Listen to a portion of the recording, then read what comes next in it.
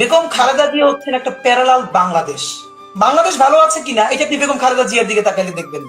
বেগম খালেদা জিয়া যদি হাসে আপনি বুঝবেন বাংলাদেশ হাসে, তার চোখে পানি দেখলে দেখবেন যে বাংলাদেশ কাঁদে। এর মানে এই কথাটা বলতে আমার বিএনপির কর্মী হওয়ার দরকার নাই। নেতৃত্ব বেগম খালেদা জিয়া দেশপ্রেমী।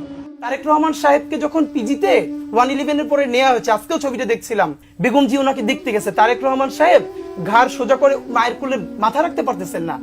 একজন মায়ের সামনে সন্তানকে পিটানো হচ্ছে, পরের সন্তানটাকে অলমোস্ট হত্যা করা হয়েছে, সবকিছু নাই হয়ে গেছে। কি পরিমাণ ওনারশিপ দেশ মানুষের প্রতি কমিটমেন্ট থাকলে তিনি বলেন এই দেশ ছাড়া আমার আর কোনো জায়গা নাই, আমি আর কোথাও যাব না। তারেক রহমান আমার খুব মনে আছে, এখানে পিজি হসপিটালে আমরা তখন ছোট, 111 এর পর যখন তার পিজি হসপিটালে আনছে, ঘাট দাঁড় করাইতে পারে না, বেগম জিয়া দৌড়ে আসছে দেখতে, মার কোলে মাথা রাখতে পারে না।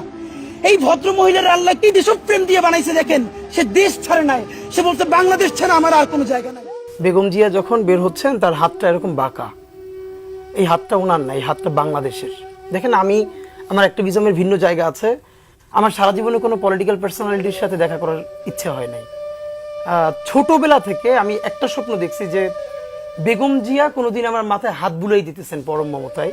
বাংলাদেশে বিএনপি একটি পরীক্ষিত দেশপ্রেমিক দল, এটা নিয়ে কোনো প্রশ্ন নাই যে পরীক্ষিত দেশপ্রেমিক দল, এটা নিয়ে বাংলাদেশের। কিন্তু this is the high time আপনি বলতে পারেন যে বাংলাদেশে এমন কোন পলিটিক্যাল ফিগার এখন আছেন যে খালেদা জিয়ার মতো বা তার কাছাকাছি, যিনি ডাকলে এমন কোন রাজনৈতিক দল অথবা এমন কেউ নাই যার কাছে কথা বলতে যাবেন না বিনয়ের সাথে।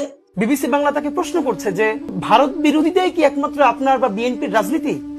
বেগম জিয়া উঠে বললেন আমরা ভারত বিরোধিতা করি, কি বলেছে?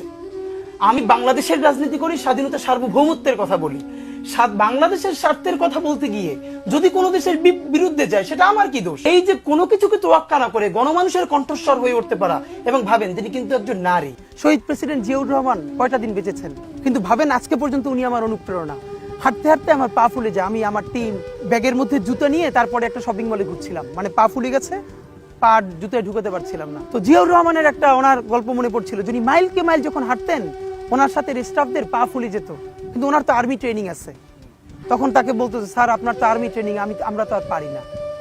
এই জন্য ওনাকে মানুষ রাখাল রাজা বলতো। তা আমরাও সারা বাংলাদেশের 56,000 বর্গ মাইলে হাঁটতে চাই, আমরা ইনসাফের চাষাবাদ করতে চাই। আমার মৃত্যুর পরে যেন এই লড়াই বন্ধ না হয়, এই লড়াই যেন বাংলাদেশে কিয়ামত পর্যন্ত যায়। আল্লাহ আমাদের সকলের রাজনৈতিক অভিভাবক, আল্লাহ বেগম জিয়া, আল্লাহ উনি আমাদের স্বাধীনতার শির দ্বারা। আল্লাহ আমরা যখন বুঝতাম না পুরো বাংলাদেশে একজন মানুষ যদি স্বাধীনতার পক্ষে আল্লাহ মেরুদণ্ড সোজা করে দাঁড়িয়েছিলেন, উনি আমাদের বেগম জিয়া। আল্লাহ উনি চরম অসুস্থ অবস্থায় আছেন। আল্লাহ আমাদের প্রাণের অভিভাবক বেগম জিয়াকে আল্লাহ আপনি সুস্থ করে দেন। বাংলাদেশ একটা স্থিতিশীল পর্যায়ে গেছে, আল্লাহ স্বাধীন সার্বভৌম একটা দেশ হিসেবে দাঁড়িয়ে গেছে। উনি যে লড়াইটা করেছিল সেই লড়াইয়ের ন্যূনতম একটা ফসল ঘরে তোলা পর্যন্ত আল্লাহ ওনাকে নেক হায়াত দিয়ে দেন।